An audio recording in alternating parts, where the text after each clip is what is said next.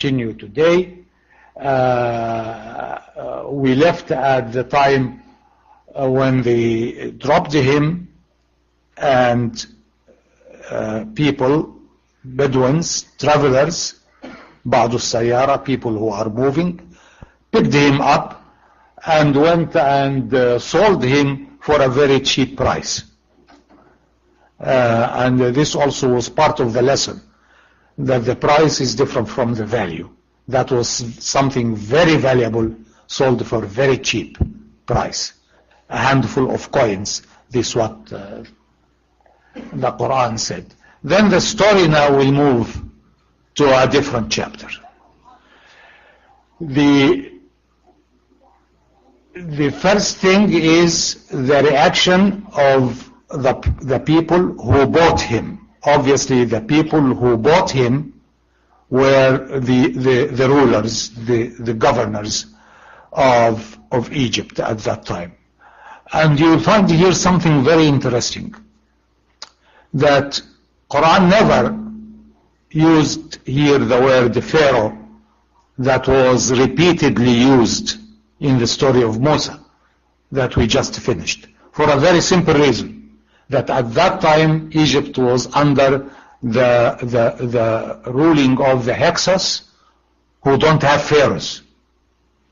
They called the big guy, they call him Al-Aziz, the strong, or they call him the king. But the word Pharaoh was not used in Egypt with all its 7,000 years of history. This was a time where the word Pharaoh, the title Pharaoh, was not active, was not there. And this is interesting to know. And of course, Muhammad did not study Egyptology. It is a proof that the whole thing is very divine.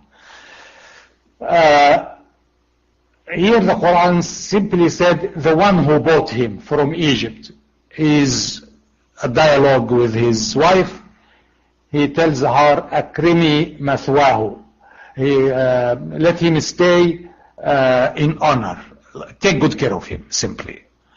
Akrimi mathwahu. He might be of some benefit to us, or we might even adopt him as a son. So here is the beginning of the new chapter in this miserable story, that this young child who was picked up, God made for him a place where he will stay well cared for and honored, and the potentials is that he might be of benefit, or he might even be adopted as a son to that big shot. And this is why the Quran says, وَكَذَلِكَ, in this way we established Yusuf on land. This is the way that Allah planned to have that good location and good situation for Yusuf. And something else that Allah offered him, وَلِنُعَلِّمَهُ مِنْ تَأْوِيلِ الْأَحَادِيثِ. And I talked about ahadith last time because some commentators say that Allah taught him how to interpret dreams, and I side with the group of commentators who take it beyond that. Ahadith means the recent events, the developing new events, that Allah gave him the ability to understand and to explain the significance of the new occurrences, the new events that happen. So Allah gave him that, and this is because Allah will enforce His will. Wallahu ghalibun ala amrih. Whatever Allah wants will happen. وَلَكِنَّ أَكْثَرَ النَّاسِ لَا يَعْلَمُونَ. However, most of the people are not aware of that. And this is really, I personally find great solace and comfort in this last sentence. وَاللَّهُ غَالِبٌ عَلَى أَمْرِهِ ولكن أكثر الناس لا يعلمون. After all, the will of God will prevail, even if the majority of people are not aware of that. This should not weaken us and should not instill despair in our hearts, because there is a higher power that will do. Keep going, please. ولما بلغ أشده, when he became a young man, I don't know how when he reached his full manhood, as according to this translation, Allah gave him hukman, ability to make good judgment. He said, give him power. No, hukman is ability to make judgment. It comes from hikmah, which is wisdom. So Allah gave him that ability to make good judgment out of wisdom, and gave him innate knowledge about issues.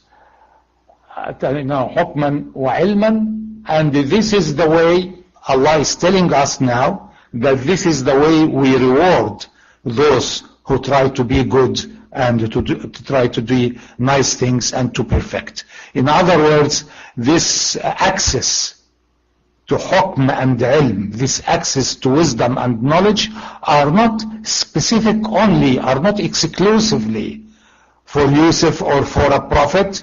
It is for anyone who tries to excel and to be good.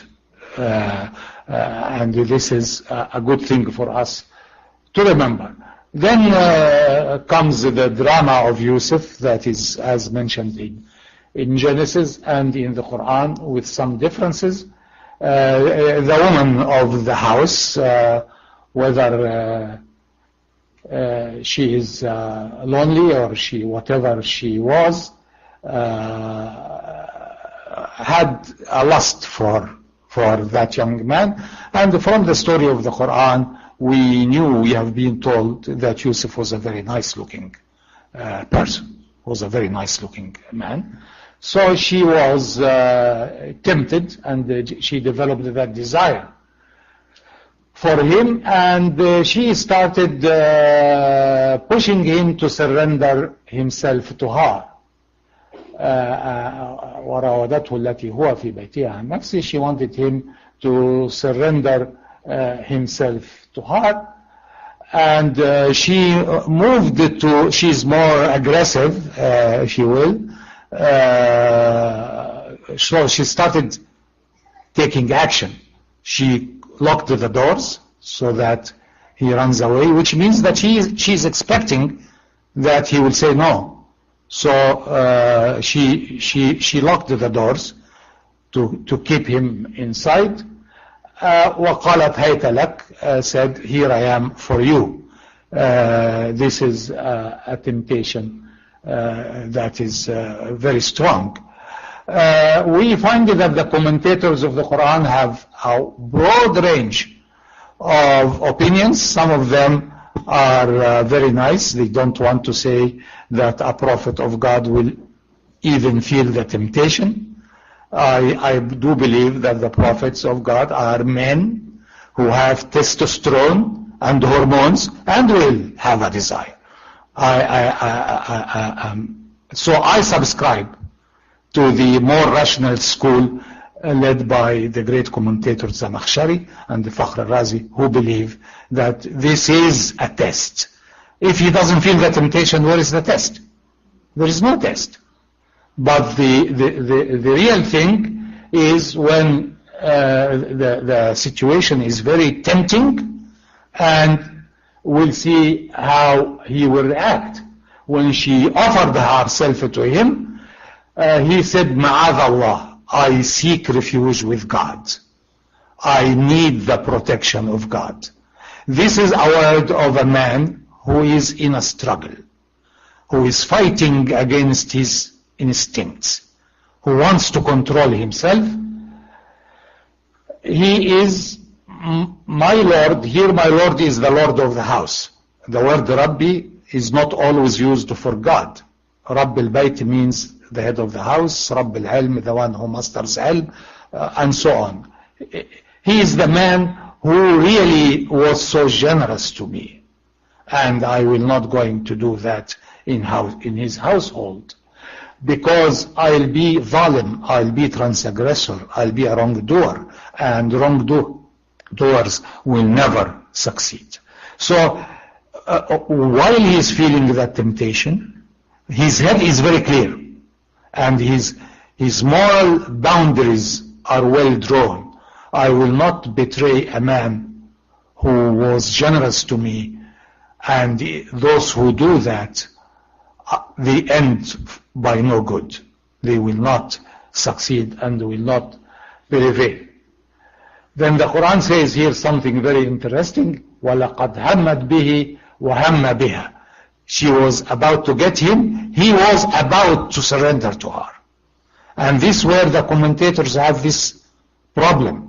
They don't want to acknowledge that.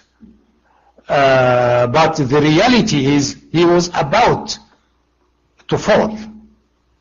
لولا أن رأى برهان ربه, except that he saw the signs of his Lord. And here there are two distinct attitudes of commentators. One of them says Burhan Rabbi means he felt that the man is coming. And others say no, Burhan Rabbi means the signs of Almighty God in him. Both interpretations are plausible, both are possible, and I don't see why not both happened. But anyways, I'm trying to, in case you read different interpretations, that is wishful thinking, you will come through these different attitudes in the Quran. And the Quran says, and because of that, this is the way, so that we push away, we prevent him from as-su', which is evilness, wal-fahsha, which is abomination. This is the way Allah is protecting him, is that he saw the signs of his Lord. Whichever signs they are, but Allah wanted to keep him pure, and the Quran says very clearly, إِنَّهُ مِنْ عِبَادِنَا الْمُخْلَصِينَ, he is one of our servants that are sincere and pure. And Allah wanted to keep him this way.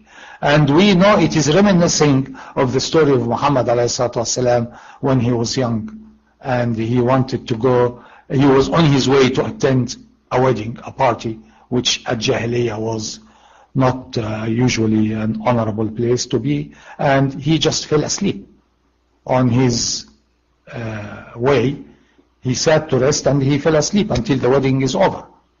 Because Allah wants for some of his people, his servants, to be unblemished, not to fall into something like that. Okay. Then the Quran gives us here in some details what actually happened. They ran, both of them ran towards the door. Stabaq al-bab, whoever will reach the door first, he wants to get out. So he's running to the door, she's running to the door to block him, not to allow him to try to open the door. And while he was running, she held his tunic or his galabeya or dress or whatever, and she tore it. So it was torn. We have material evidence now, because this will be very important now in the development of the story. And when they reached the door, it is like movie dramas or like TV soap operas or whatever. Guess who they found? They found the man of the house. If there is background music, it will be very loud here. Babam, they found the guy. And his reaction, of course, it must have been a horrible moment. Her reaction when she found her husband there, she immediately said, "What do you think should happen to the one who wanted to rape your wife?" Actually, ما جزاء من أراد بأهلك سوءا. What should be the punishment of the person who wanted to violate, to hurt your family? Immediate accusation, and not only accusation, jumping to the conclusion. Like he already did it, he ought to be punished. This is a way of self-defense, if you will. And there must be nothing is fitting to that situation, she is talking, except to be thrown in jail or to be chastised and tortured. So she already tried, passed a sentence and requesting the punishment in just one sentence, in one moment. She didn't care for the guy at all, so it was just a sexual desire, a lust. She has no compassion or mercy or real feelings towards that man who did nothing. She wanted to defend herself, to get away with it. Of course, he said, no, she's the one who offered herself to me, and there was a person there who is from her people or from her family. وَشَهِدَ شَاهِدٌ مِنْ أَهْلِهَا. Shahid means he was present there. So, because he is present, he is witnessing. He saw things. And he came with a very reasonable solution. He came to the physical evidence, to the material evidence. Said, if his dress is torn from the front, this means she was attacking and she was defending herself. If it is torn from the back, means he was running and she caught him, and so she will become the guilty one. So this is a very fair judge who used the very evidence that's available to defend the truth.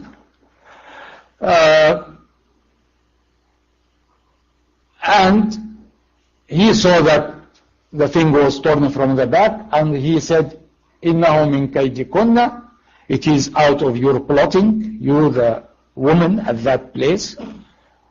إِنَّ كَيْدَكُنَّ عَظِيمٌ. When you really want to get a guy in trouble, you do it well. إِنَّ كَيْدَكُنَّ عَظِيمٌ. People use that when they wanted to score points against women. They say, Quran said, إِنَّ كَيْدَكُنَّ عَظِيمٌ. When you really plot, you really do it well. No comment. My wife in the first row. I can be free thinker but not stupid, so I stop at here. Next one. And he tells Yusuf, أعرض عن هذا. Pass this over. And this was really the advice. Let us put that behind us. In other words, don't talk about it. Let us keep it confidential. Something happened, and let us not blabble it out so that nobody will get hurt. And you, the woman here, استغفري لي ذنبك. Ask God for forgiveness. إنك كنت من الخاطئين. You have been at fault. That's the fair judgment that came. Something happened, you accused the guy falsely, you are wrong, he is innocent, Yusuf, don't talk about it, and you ask Allah for forgiveness. This could have been a very happy ending, a relatively happy ending to that situation, but this is not what will happen. Let us go to the next part. That part from 3 to 34 are in the Quran but not in the Bible. As I told you, there are parallel in the story, in the two stories, but there are certain areas that are in the Quran only. Women in the city have been talking, so simply the issue leaked, And definitely the women of the city found a very nice piece to gossip. There was lots of gossiping. Are we familiar with that? I think we are. Look at our community. It's the greatest tool of entertainment to have a Zuma, dinner or whatever, gossip. So the women were gossiping. And they say, Imra'atul Aziz, here Quran talked in Al-Aziz, not the Pharaoh, the wife of Al-Aziz, the strong man. She was trying to lure her slave to surrender himself to her. قَدْ شَغَفَهَا حُبًّا. His love pierced her heart. It is interesting. This is gossip. You know what?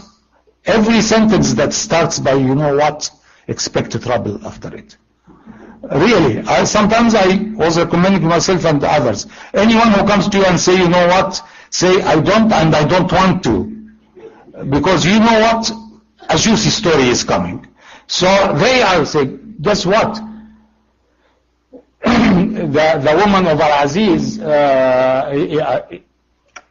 is doing this. Inna lanaraha fi dalal mubin. She is really a no good woman. She is going astray. Because she's a woman, and obviously she is a strong woman, and she is a big woman, the first lady, if you will, she got very upset. So when she heard about their talks, she invited them and prepared for them muttakan. Muttakan means a very lavish, luxurious place, cushioned seats and things like that to be comfortable. And the story goes as she gave each one of them a knife because she was offering them fruits, and told him to come, ordered him. So obviously up till now he was not punished or anything. They decided to push the story under the rug and finished. So he was still working. She told him come out, probably to serve or whatever.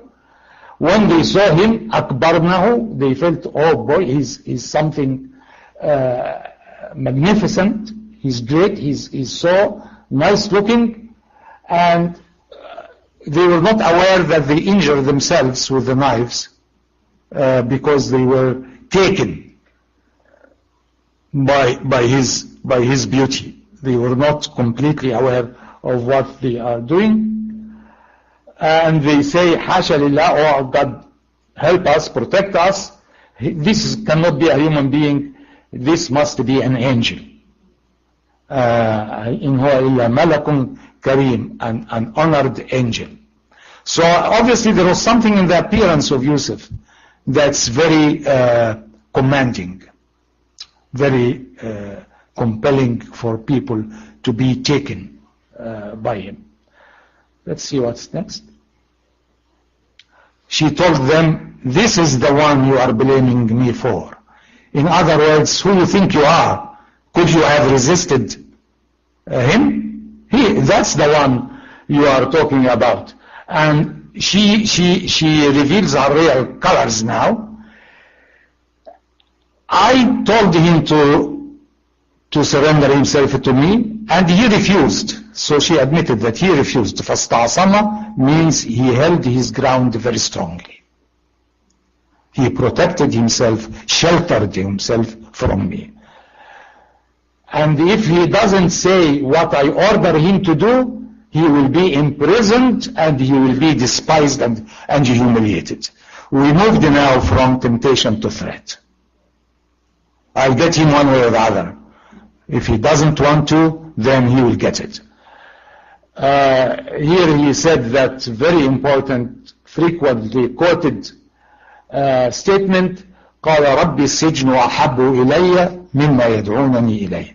Oh, my Lord, prison is preferred to me rather than what they are asking me to do. And hence, since the revelation of this verse, it was used a lot by any person who is negotiated to change his principles, for otherwise he will be punished. So they say, Rabbi sijnu ahabbu ilayya mimma yad'unani ilay, and now he is praying to Allah, and this shows the struggle in him. Oh Allah, if you don't protect me, if you don't push away their temptation, I will fall. Asbu ilayhin, asbu, I will incline to them. And asbu is not the neutral incline. Asbu from sababa, which is love. Sababa means love. So if you don't help me, protect me from that luring and temptation, otherwise I may incline to them, and if I do that, akun min al-jahilin, I'll be like an ignorant person who never got the wisdom and never got the knowledge. That shows the human beingness of that prophet. The purity, when it is mixed with spirituality and the determination and the agony of a real struggle. It's not that God made him an angel or anything. He's still a human being, still finding the temptation, still acknowledging his weakness, still asking for the help of God to stay pure. And when I used to teach the youth group, especially the teenagers, when they live under the culture of temptation, actually, and under the storm of hormones in their bodies and nothing in their mind except that, I always taught the story of Yusuf. They have to see that a prophet of God was exposed to the same thing, and this is the way he tried to deal with it. And this is a very important lesson, unfortunately, although all of you are youth, but the youth, the real youth, are not here in the room. So I wish if we teach them that, and if we go with them through that story to acquire that kind of resilience and of resistance. What happened after that? Lo and behold, he was put in prison. We have to understand that his imprisonment here serves two prongs, two things. Number one, she's upset with him, and obviously she's the strong woman, and probably she was dominating over her husband, because definitely her husband knows that she's the wrong one, but it seems that she had a strong say on the issues. But it also serves another purpose, because when you put him in prison, this means that he's guilty. So if he is guilty, it means that she's innocent. So it will maintain the dignity of the king's house. We are now defending the establishment, defending the palace, by putting the innocent man in jail. Does it happen?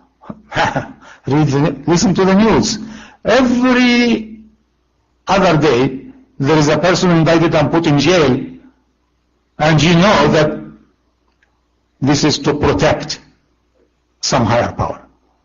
It's very common practice in strong establishments and in big palaces. From we don't even have to mention the names. You know, you look at all these cases that get indicted and imprisoned, and you know that the guilty is not from the Iran-Contra to what is happening now. It's always found the scapegoat. So Yusuf here was the scapegoat. If he goes to prison, this will protect the dignity and the image of the palace at that time. And this is why when we come to these verses, we don't have the slide, وَبَدَ لَهُمْ, the thoughts. So there is a meeting, and there is a council of people who are discussing the issue. Then it occurred to them that we better put him in jail for some time. And the Quran put it specifically, لَنَسْجُنَنَّهُ حَتَّى حِينٍ. We put him in jail for some time, until things are quiet, until the dust settles, until the story is forgotten. Just detain him, so to speak, for some time. Then after that we see what will happen. Which to the psyche of that young man is very traumatic, of course. But this is what the Quran says, that it occurred to them that they put him in prison for some time. And he goes to the prison for a crime that he did not commit, and he knows that his imprisonment is serving two evil purposes. One of them, the vengeance of a woman who wanted him, but he did not surrender, and the image of an establishment that's obviously is not seeking justice. We have to understand his psychology at that time.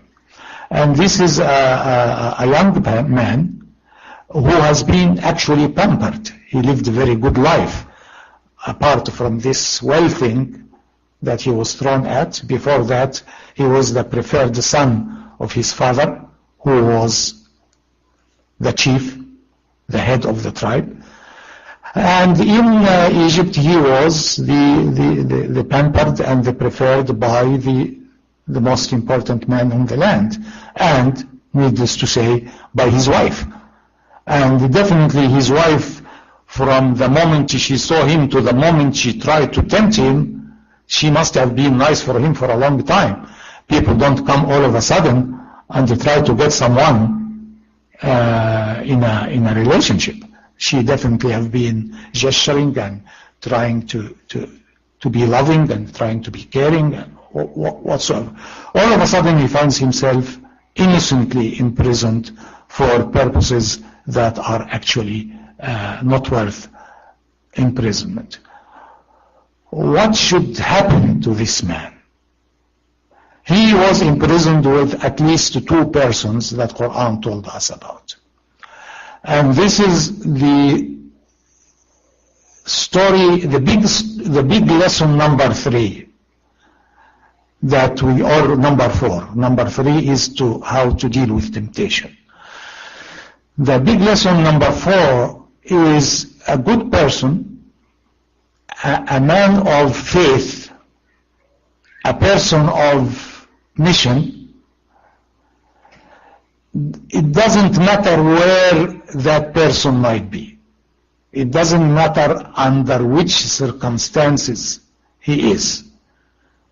He fulfills his mission wherever he is. This is why we find he in jail preaching God to the two companions of the prison. Ya sahibay as-sijn. He started talking to them. أَأَرْبَابٌ مُتَفَرِّقُونَ خَيْرٌ أَمِ اللَّهُ الْوَاحِدُ الْقَهَّارُ. Is it better to worship several gods or one only God? And he started guiding them to the light. So this is not a prisoner. He is rotting in his sense of victimization. He is not sitting there whining and moaning and groaning and why me. He finds even in this narrow, limited prison a field to exercise what it is all about. He finds there is an opportunity there to talk to people and to level with them and to enlighten them and to guide them to the right path. And prisons are very a good place to do that, because people are not busy, by the way. They have nothing else to do. They can focus with you. What better to do there except to sit down and sit? So they are not distracted. So he really decided, at least to those two people, it seems that they were in the same cell, and to get out what he has to them, and starts to preach them and to teach them and to guide them to the right path. That's an important lesson to all of us. I get very irritated when I find myself or some others saying, I wanted to do this and do this and do that, good things, but circumstances were not suitable. Why? Having a new job and buying a new car and changing neighborhood, or kids are going to school. Nonsense. If you want to do good thing, we will do it. No matter where you are, no matter what the circumstances are. It is the point whether it is burning in you or not. If it is burning in you, you will find a way to do it. And what happens, we keep waiting for the nice time to come so that we do. And guess what? We die before this nice time comes. Because there is nothing called a nice time or easy time, or there is nothing like that. This is a delusion. We keep waiting for it until it is like you are chasing a mirage, and you keep running to find the mirage until you die in the desert of life. So that was a very touching scene in that story of Yusuf, where he used his cell, his jail cell, as a field to carry on the da'wah and to guide people to the truth. What will happen later on is that those two guys will see a dream, each one of them, and we talked about dreams in the first session, and which dreams are what. And the dreams to Yusuf were easy to interpret. One of them saw that he's carrying food and birds are eating from that food on his head, and one of them saw that he is squeezing wine out of grapes to offer to the king. And Yusuf tells them that one of you will be sentenced to death and will be crucified, and one of you will be very close to the king, will be promoted. According to the Quran, he didn't tell them which one is what. He just said, أَمَّا أَحَدُكُمْ وَأَمَّا الْآخَرُ. One of you will, the other one will. And closed it like that. The story will develop in a way that this actually happened, and the one who was getting close to the king were about to leave. He got a release order. So he told him, remind your Lord about me, because I am thrown here in jail for 7 years now. This is an innocent man imprisoned for 7 years. So remind him about me. And the next harsh lesson comes, that Quran, in a very assertive way, in a very blaming tone, scores the point that now you are seeking help from other than God. I cared for you. I got you from the well to this. I gave you this knowledge and this wisdom, not to bow down or to cave in to the authority of the king, and all what you want is someone to drop a couple of good words about you to him. You ought to be better than that. You ought to seek help from Allah only. And the Quran indicates that because of that, he was left in jail. He was kind of punished. Of course, this is a standard of the prophets. Probably me and you, heaven's sake, let somebody talk to the FBI, let them get the heck out of here. But for a standard of a prophet, he ought to be at that very high towering level. Don't even think about it.